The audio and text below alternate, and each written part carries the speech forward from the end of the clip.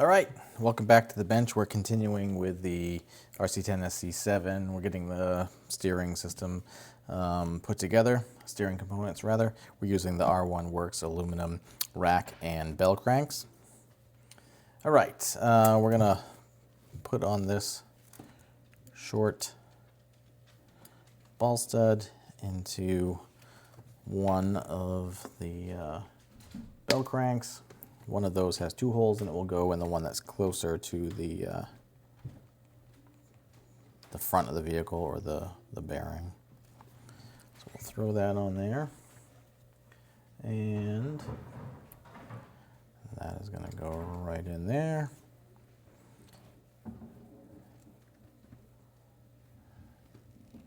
Snug that down. That's good.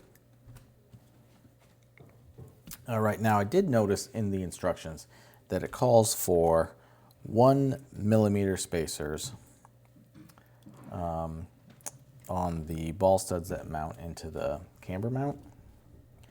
However, they didn't have 1 millimeter studs included in the bag for this kit, so they either have an error in the instruction manual and it should say 2 millimeters, which was what was included in the kit, or they included the wrong spacer. So I'm going to go ahead and put a 1 millimeter on, and then we'll see if that seems to be the right thing or not. I'll double check some other info and see what we think about that. And it looks like we're going to go with the center hole on the camber link there.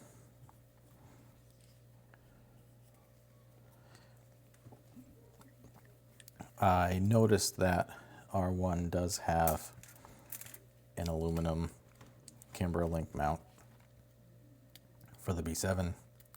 I'm assuming that that would work just fine. I'm just going to compare some part numbers between the SC7 manual and the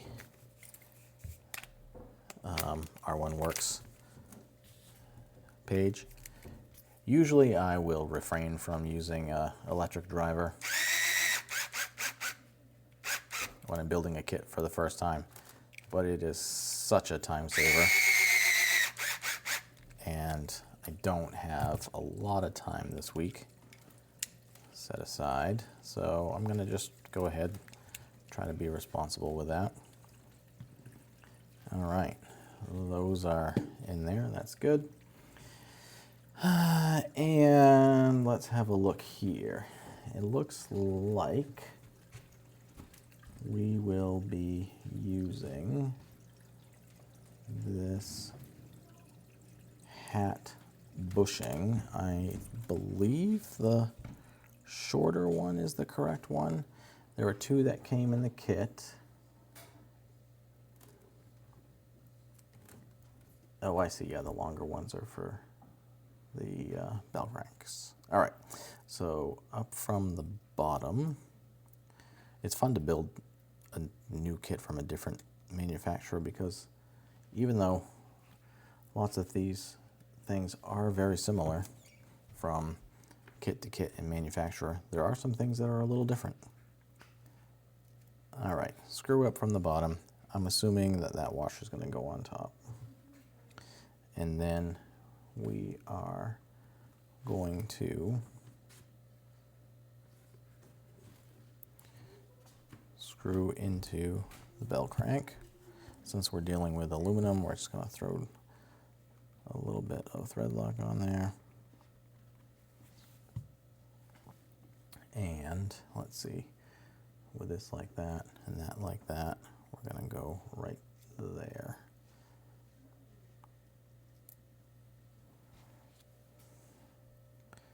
One of those funny parts where you kind of got to hold on to multiple loose parts all at the same time. Oops, we just lost the bottom bearing out of that.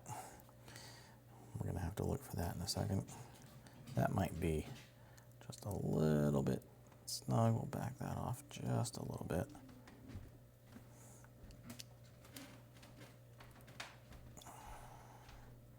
There we go.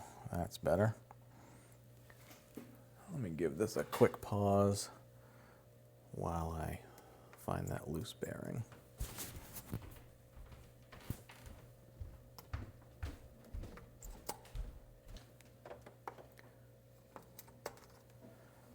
All right, found that loose bearing. Of course, on the first step, I would lose a part. All right.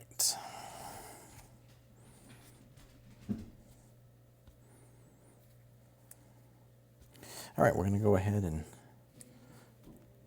do that other side, right up through the bottom, screw up through the bottom, then a little washer on top of that.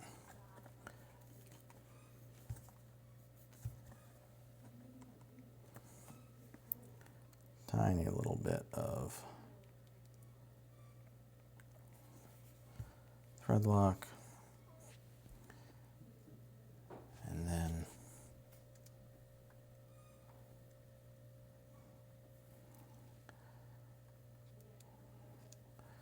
screw that bell crank right on there. And of course, with the steering components, you want them snug, but also able to move freely. That one just looks a little snug still.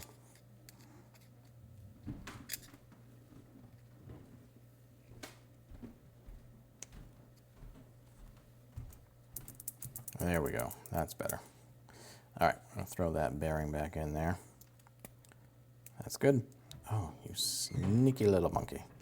All right, we're gonna leave that one right up there. Maybe the tolerance on that R1 part could have been a little better. All right, let's see what we're supposed to do here. We're moving on to the front anti-roll bar. Comes with a 1.4, which is nice. And let's see, it looks like I already kind of pre-installed the set screw, so that's in there. And let's see, I think this is headed the right way, and it looks like the set screw is supposed to face the bottom. All right, so that's what we'll do. I don't know exactly how this lines up. So that goes in there like that, that goes in there like that. Still have access to the bottom. Okay, that's a pretty slick design. I like that.